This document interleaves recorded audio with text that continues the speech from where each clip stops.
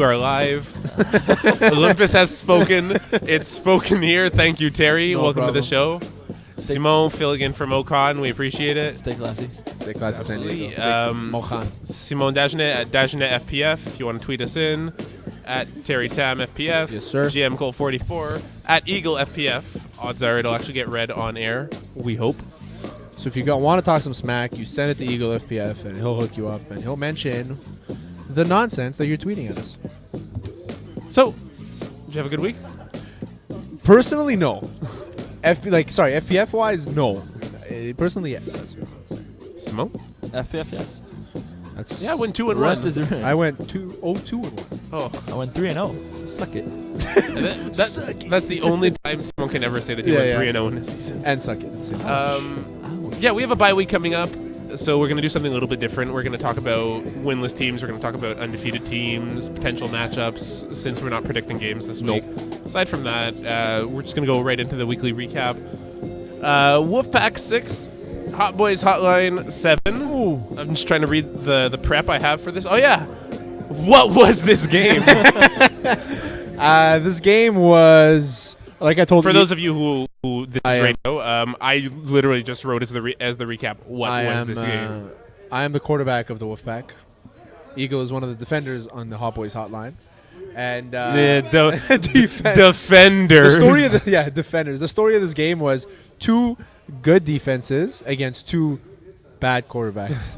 That's pretty much what the story of the game was. These are 2 teams that have quarterbacks that have struggled and then put up points and then struggled, but this isn't the first time these 2 teams match up. Third time. This is the 3rd time these 2 teams see each Fourth other. time. No, I think it's 3rd. It Yeah, might 'cause be you're third. counting It's 2-1 pocket for watch in there as well, but you're not maybe thinking yeah. that, So it's yeah. 2-1 for you guys, I think. We smashed you guys last year. Then the year before that, or the game, Malcolm Archer sacked me 7 times. Yes. And I tore my calf that game. I had 2 INTs that 7 game. times. You did. And Bryden had another one too. I threw 3 or 4 that day, which is normal. 3. Yeah. Throw, But, 3 is the average. So since you're both here, Yeah. this is the perfect time to talk about both your teams.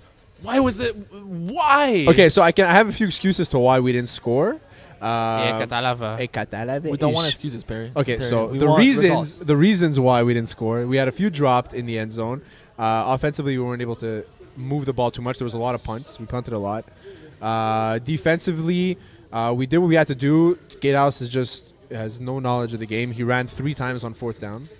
4th and 15, he's running. Makes no sense. If I think if Hot Boys Hotline had a better quarterback, they would have beat us by a lot more for sure. Overall, I think you would say, okay, the rusher got to Terry. No, the rusher didn't get to me at all. What I like happened how Terry's was, talking smack in the loss. in a loss. I'll talk smack in any situation. No, but the reality is that their defense. It was literally 6-0. If it wasn't for Vadim picked me off all the way to the 1-yard line, and I was the only one that actually bothered to chase him down, and we stopped him then. It would have been 6-6 early. Vadim, you got caught by Terry He Tam. got caught, and then he gets up and he's like, "Damn it! I didn't know you ran fast. Not that fast. I didn't know you ran fast." And anyway, it was the dirtiest game I've ever played in. And mind you, I played in a game where we won 2-0, and you were in that game as well. Hey, low scoring game in FPF. Yeah. Anyway, so it was literally the Vadim was in dirtiest that game. too, I think. Was Spring Cleaning? Spring cleaning. No, you're right. We no. played against PX Streets. Yeah. Oh, what a terrible game that was. Too. Next game on the docket, Les Vergefaux just edging out, Get on Deck, 33-26. I watched that game, and Get on Deck brought the house literally. They always do. They were down by 2 touchdowns. Get on Deck late, and then they had 2 big stops. A pick by one of the cafe. It wasn't my cafe. It was another cafe, I think. And then what happened was Stéphane Rosilia just threw a deep ball, so they scored. They got the ball back again. Another deep ball. They scored. There was a confusion with the scorekeeper. He had put it where Les Vergefaux was winning, so I thought that they won. And it was a big time confusion. Until I spoke to somebody at work, I thought that Les Vergefaux won. But not Les Vergefaux? Yeah, Les Vergefaux. They did win. They did win, yeah. No, I didn't. Get on Deck won. No, Les Vergefaux. They did. Okay, I'm not dumb. Some guy at work told me, he's like, no, they won by a point. Yes, they won, but no, you're not dumb. Okay. Yes, you are dumb. So I am Wait, dumb, what? and yes, they did win. Yes. So anyway, so what happened was they ended up scoring late, but they needed an extra point to get ahead, and they did it. It was a close game. With this, are Les it Vergefaux... wasn't a close game, but it ended being one. Because It the ended whole being game close. was Les It was- Vergefaux dominating, and then they just They got screwed in the end. That's exactly my next point. Is that early on in the game in the first half, what I saw was their defense just being get on deck's defense just being very unorganized, and it's unlike them because they don't usually allow too many points. But Les Verchevals showed that they're a really good team, and they're playing against a mediocre team. So like get on deck. When you're saying Les Verchevals are a really good team, are they? Would you consider them a scary? Like, are they an elite team, or are those ties like holding them back right Those now? ties are holding them back, but I still maintain that I think I put them in my top 5 at the beginning of the season. I still maintain that they're one of the best teams in this division, but those ties against Trap Stars, the tie against Tomahawk Nightmare, who I consider the top 5 team as well. I mean, it's a little weird to say, but I don't consider them a major threat right now. Because you need to be able to close. Because you need to be able to close out games. Simone? I still think they're pretty good. A tie is not a loss. It goes in your favor in the end, and I don't know about how much, but it just. I've been a part of a tie, and not that people say I'd rather a loss than a tie. Obviously, you'd rather a tie because you get the points, but it just shows that you weren't able to do something, and it's like you're what are you missing? Well, to it have always two depends. ties. It always depends how you got the tie. Let's say you're down by like 2 scores and you manage to tie the game at the end. Like you're down by 13. Yeah, you climb back. You show some climb back, character. you get the tie. Yeah. All right, but if you're the guy that's up, that's leading, and then you finish with a tie because they scored on you, then you feel bad. You should not. You did bad, and you should feel bad. You should have a loss in that case. You do good now. Be good now. So get on deck right now. They have the opportunity to bounce back. They're playing a Sphinx team that's going to have a backup quarterback. Is this the time to lose for Get on Deck, where they can sort of retool with that? I think they could beat Sphinx, especially with a backup quarterback. I don't think that. I think that they've shown a lot of improvement going forward, but they need more productivity from their offense. And your quarterback, as good as a ball you can throw, you need to be able to catch the ball. And somebody like Mike Cafe should not be playing just defense. He should be playing on offense too. He's one of the most experienced guys in this league. And JJ January should be on the field at all times. I don't care how many guys you have on your team. Well, then you're limiting right now. It's their choice that they've wanted to proceed with 18, 16, however many guys. Yeah. But JJ January should be on the team at all times. At all times. There's no reason why he's on. I see him on the bench, even with his little tube top.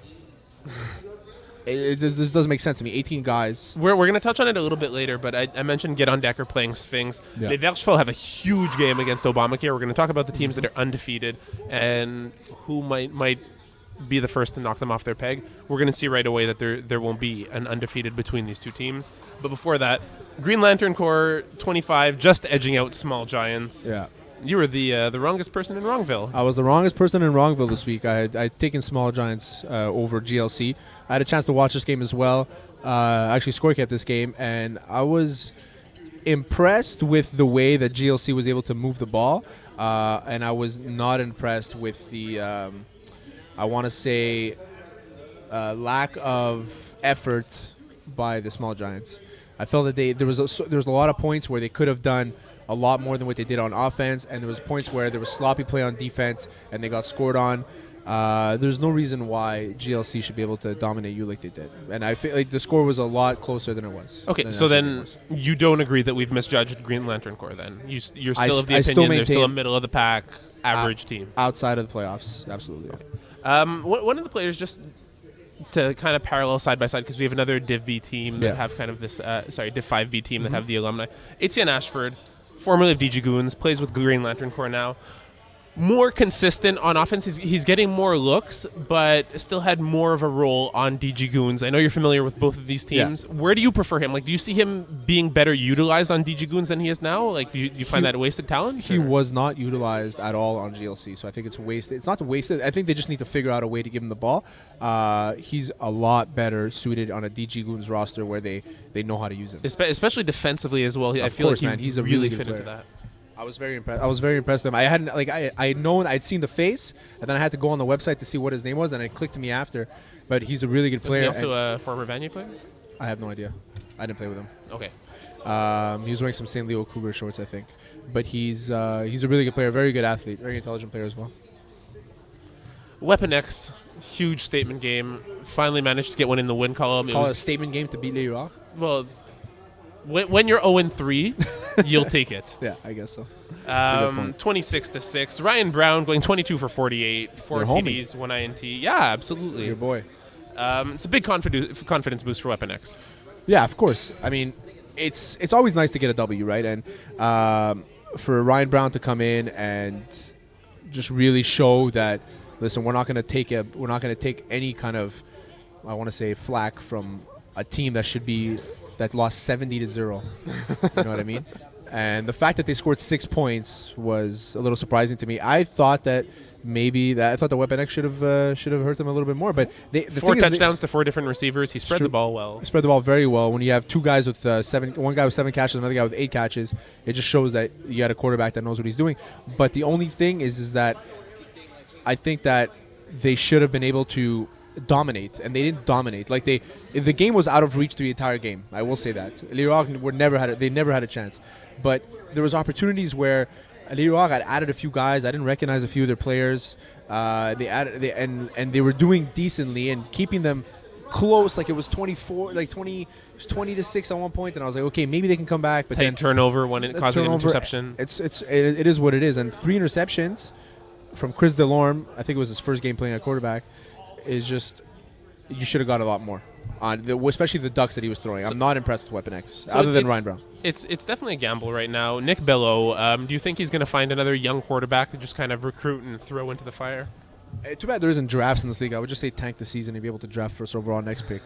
The Habs special. Yeah, the Habs special. Yeah, exactly. Nick Bello should find a guy that knows how to distribute the ball and has a brain, because there is a few athletes on this team. There's a few guys that have played tackle football, and Nick Bello, for whatever we say about him, we can bust his ball. He knows the game very well. He knows the game very well. You can see that. You can tell by that in his articles. But the only thing is, what's going to change? You can't fix a team. You can't just fix a team with one player, no matter who your quarterback is, unless you're Kevin Wyeth.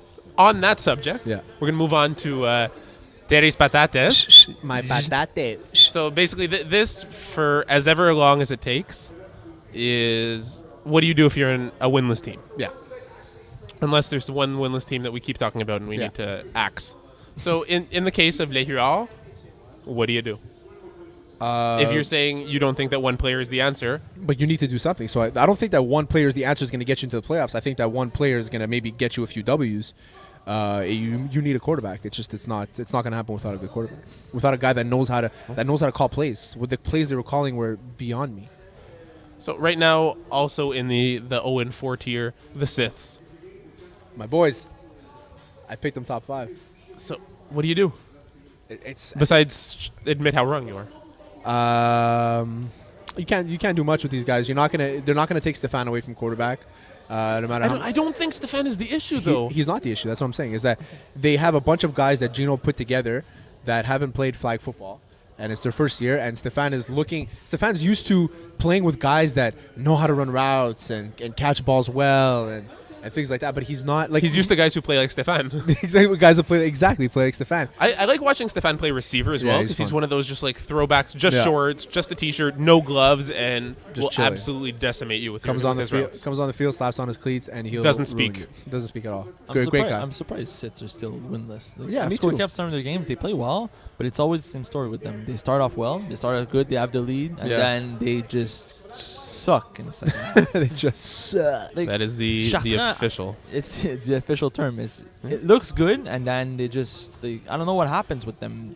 Looks are not working anymore. They don't adjust to their opponent, and they just with losses start losing. With a blowout, a shootout game against Junkyard Dogs, 40-31. They got tossed by DG Goons that we predicted. Close game against the Patriots, your boys. And then an early loss at the beginning of the season to the Small Giants, who are up and down. It's one of those things where I can't give you the recipe because you have so many guys on this team. They have a stud though. They have one guy, I think it's Moshe, who's putting numbers, and that guy is untouchable in the field. He's really something special. Moshe Morokote. Oh yeah, Moshe Morokote. He put up like 100 yards last week. He's a 60 overall. He's impressive. Well, he's got the base rating for Div 5. He's got the base rating for Div 5. Bruins, is this just a case of late registration and being in the wrong division? I think they should have been in Division 6. Yeah. We said that at the beginning of the season. All first-timers.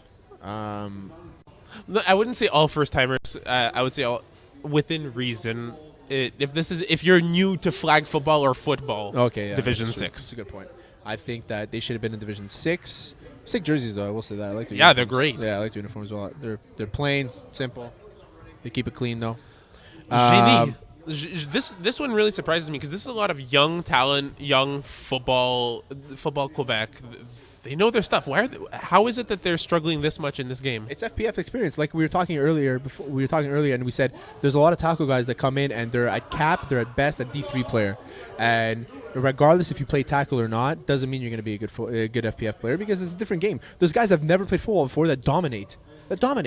I mean, I can use Jamal Gittins, Marco Masocho. I mean, these guys are the exceptions, obviously, and they're Div 1 caliber players. But Marco never touched the football field until he started playing FPF. And Jamal either. One's a basketball player, one's a baseball player. Well, they're both baseball players. Oh, Jamal's I thought he was a basketball. I thought I saw Concordia basketball on his shorts.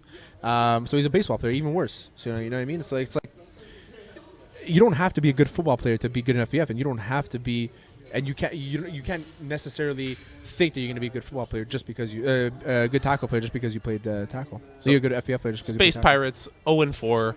Ryan Aridi has stated that he's leaving this team. I feel like why?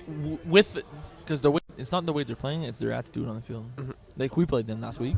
And what's their attitude like? Some of the guys are losing their shit over they're playing and they're just getting frustrated and they're losing their cool. And you know how Ryan is. Like we all know Ryan. Yeah, I know he's Ryan. The nicest kid, but he needs that structure. Anyone needs that structure on the team. He's not the one that's going to lose his cool on the field. So who's the problem? I haven't seen them play yet. So no, the problem is they lack that sort of consistency. In my mind, with Ryan's departure, you have a lot of room on offense, a lot of room on defense. Find yourself a two-way player, hopefully a quarterback. Find more than one guy. I would say go with like two guys that are like 70s, 75s. That instead of getting one guy, one stud, get two role players on the field to add some weapons to play around. Because one guy is not enough in the 5 to win football. Did they run two quarterbacks against you also? No, they stick to Jad. They stuck to Jad, which is something I said at the beginning of the year too. Mm-hmm. Mo has been out for way too long to put him at quarterback.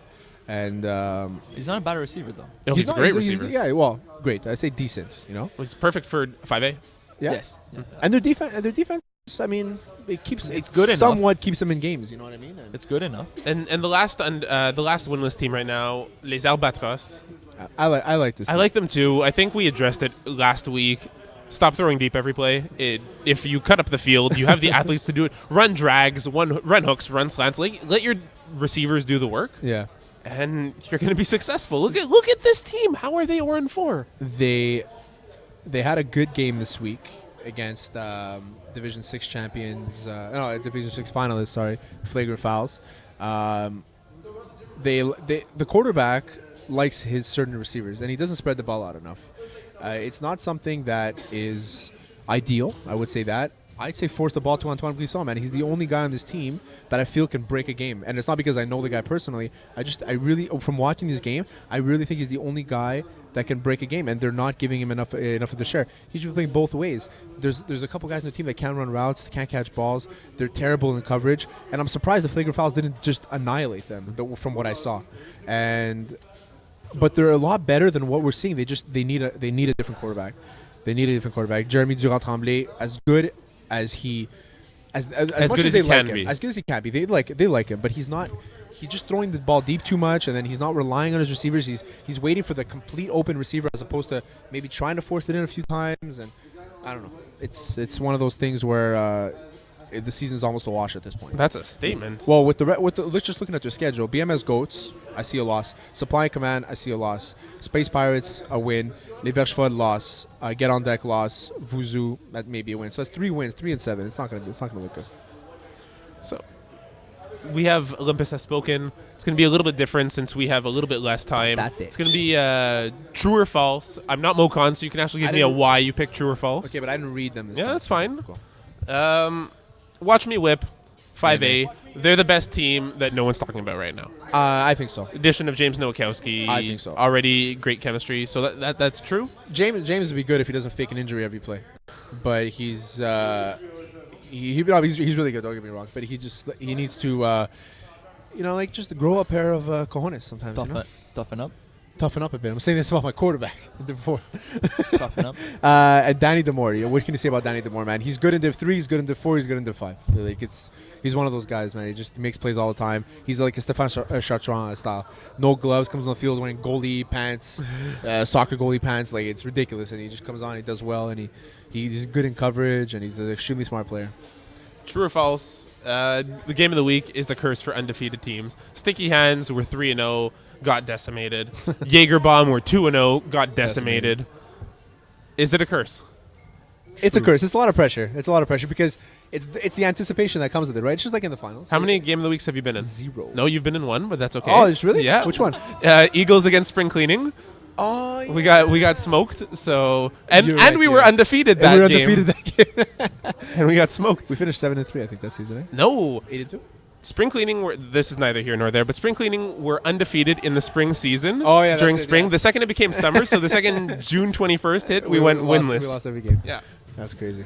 Terrell Owens challenge I'm doing is it. basically created for you. True or Yes. false? I think 100%. I'm a Dallas Cowboys fan. Okay. I'm You just spent the whole sidebar before we started complaining that you should be doing the hot dog challenge. I gave you an opportunity to I talk about want to it. do the hot dog challenge because I know that Mo's going to freaking, part of my language, he's going to pee out. I know he is. The guy, he can't drink, he can't eat. When we go to Chinois every year at the end of the road show, he eats chicken and rice, man. You go to Chinois, you don't eat freaking chicken and rice. You get a poutine, you get smoked meat, you get a Coke. Eagle gets a cherry Coke, and we get you get a smoked meat and a poutine And food poisoning. and food poisoning. You don't get chicken and rice. This is how I know that Mo Khan is gonna fail this challenge. And it's 15 hot dogs. It's 15. It's not 3. It's not like you're eating 6, like a big dinner. Like It's I ate 15. 8 hot dogs on the way here, man. Like 15 hot dogs is easy for me. I could have done it. And buns. Well, yes, hot dogs, not sausages. Oh, now that you said and buns, I can definitely see Mo just like stripping the hot dog out and just like eating the sausage on its own. I say the Terrell Owens challenge is made for me because Okay, we need to move on. no, we don't. Because Yeah. I'm a goof. Okay, go ahead. Peas' La Belle et la Bœuf receipt tonight is going to be over $250. True or false? False. False, because he said he's only paying one round and he's a cheap ass. If he was paying the bill at the end, I would say true. I still think it might, like, taking into account whatever he orders for himself in Italia. Yeah. Which one? Maybe I'll come this time. Maybe I'll There come. you go. I'll get the Captain Flam. as So per usual. we mentioned the winless teams right now. Yeah. They're undefeated teams, but it's not about the undefeated about those teams. It's more about the Giant Slayers. What teams can actually upset them right now? So right now, Tomahawk Nightmare undefeated. They're playing games up against Dope Boys, Trap Stars, Gators, Sphinx, your garbage team Wolfpack, and the Black Shirts. Who do you like that can actually take down Tomahawk Nightmare right now? Gators. I like the Gators, even though they haven't played as well this season. I think that's one team that match up. They match up very well against Tomahawk Nightmare. Eddie Martinez told me that he's going back to corner like he was. He's not calling the defense. He was playing in the middle. He was very uncomfortable in the middle, and he's good at that corner. He can drop back deep. He mans up on guys, and that's where he's an expert. I just moved your hand because you're knocking the mic. Oh, sorry. I like Dope Boys against Tomahawk Nightmare. I find they match up well. And if there's one team that could beat them in the upcoming weeks, That's would be fair, Dope Boys. and we've mentioned that Dope Boys are having their strongest season yet. Yeah, of as course. well. I know firsthand. We played against them, and they're very athletic. That's a good matchup too. I agree. X-Men 4-0, coming off of a huge win against Top Sauce. Top South. They're playing Black Shirts, the tribe formerly known as Get on Deck, Pardon My Swag, Sticky That's a good Hands, Supply and Command, and Dope Boys. Simo, you're going to say Dope Boys again? Are they No, good I enough? like Sticky Hands here. I think the way they don't play the same way as Tomahawk Nightmare. Sticky Hands, they have enough athleticism to make X-Men look X-Men, bad. yeah. And I think it's going to be just enough to edge them out.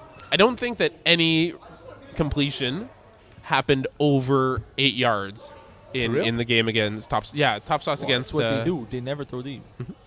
How can you say you like Sticky Hands when they just got tossed by Obamacare 46-0? They were 3-0 before that. I understand, but look who they beat. Listen, they have my boy But on look that who- team. but He's look who good they beat, enough though. to shut down anybody. Okay? Yeah, of course he's your boy, but Sal's really good. He's Yeah, good he's a enough beast. to shut down anybody. he's a beast. But look who they beat. They beat Fat and the Furious and Bobby Spaghetti's. They beat the Zabatros, we just trashed. Basically, we just trashed. And Supply and Command, who's by far the worst team in Division 5A. Probably. So the next two, Les Verges Folles and Obamacare, it doesn't matter who My else. pick, I say Black Shirts beats X-Men. Yeah. So the change. So you have on your end Sticky Hands, which is a bit more Black downfield. Shirts. Yeah, I got Black Shirts. So Obamacare and Les Verges Folles are playing each other the next game. So the rest of those games don't matter. It comes down to in that game, who do you like better, Les Verges Folles or Obamacare? That's tough, man. That's championship caliber game right there. And I think I'm gonna go Obamacare on that. Pure athleticism and I think overall, they're game breakers where Levi like to chip away at you, and they're annoying kind of thing where they're like 15 yards away, and then they'll hit you on a post and it's a touchdown, or they're at their goal line and they'll hit you on a 5-yard hook and it's a touchdown. But Obamacare is one of those guys that get in your face, they're loud, and I don't think Levi have it to be able to counter that. I'm definitely of the opinion that there are teams who can undo the Obamacare chemistry, Sure. but it's not this game. So I will take Obamacare for this one as well. I think it's going to be closer than you guys expect. I'm Of course forcing If you say Simo. it's going to be closer than we expect and you still pick Obamacare, No. you don't get to speak for the rest of the podcast. I'm picking You're Levi fired. by less Okay, than 5 there points. you go. Thank You're you. fired. No, I'm not on our end. I want to fire you. Junkyard Dogs in 5B right now. They're having a standout season. I don't think we've seen them have this good a season since the Golden Girls. Golden Girls. Yep.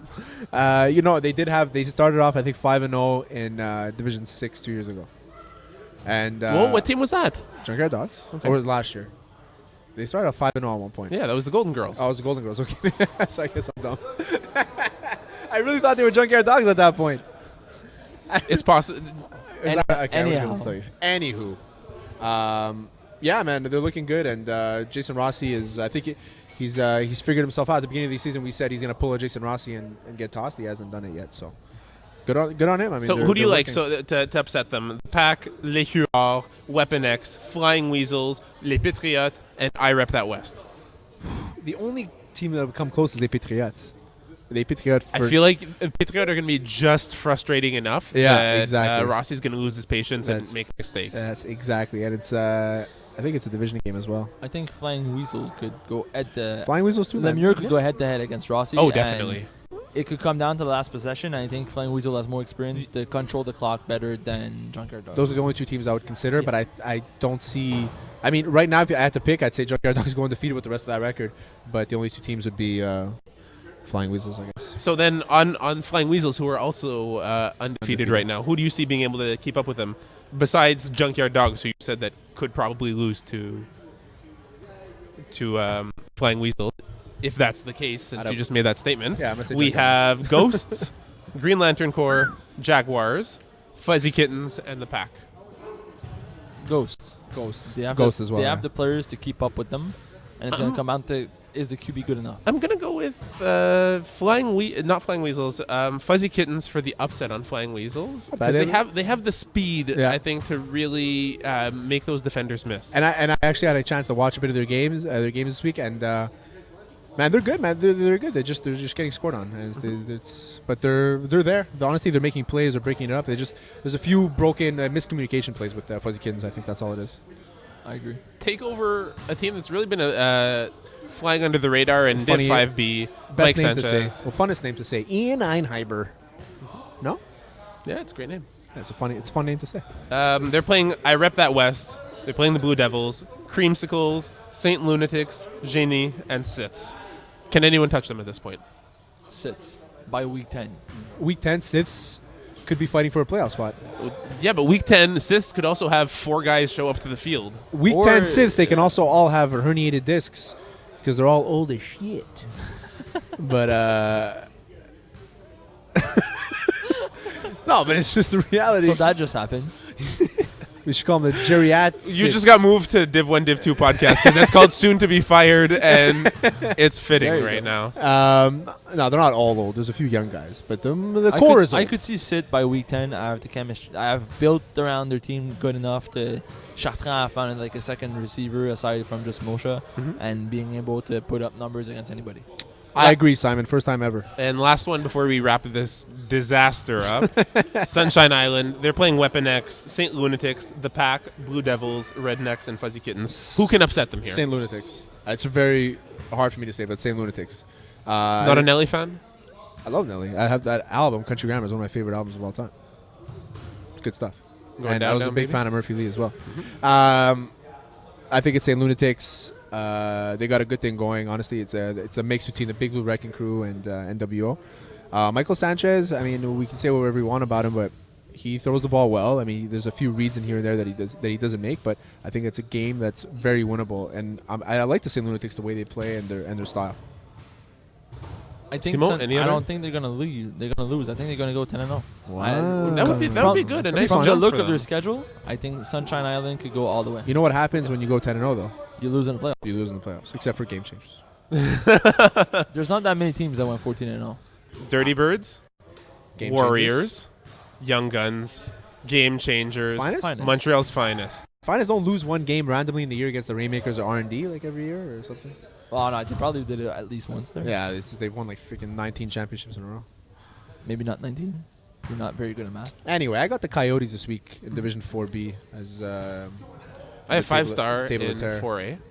And I got Longhorns in 4B. So if you're Division 6 and you're watching this game, I might be doing push-ups at your coin toss this week. So look out for me. We're going to try and videotape it. Snapchat it. With put it on that, Snapchat, bro. thank you so much for tuning in.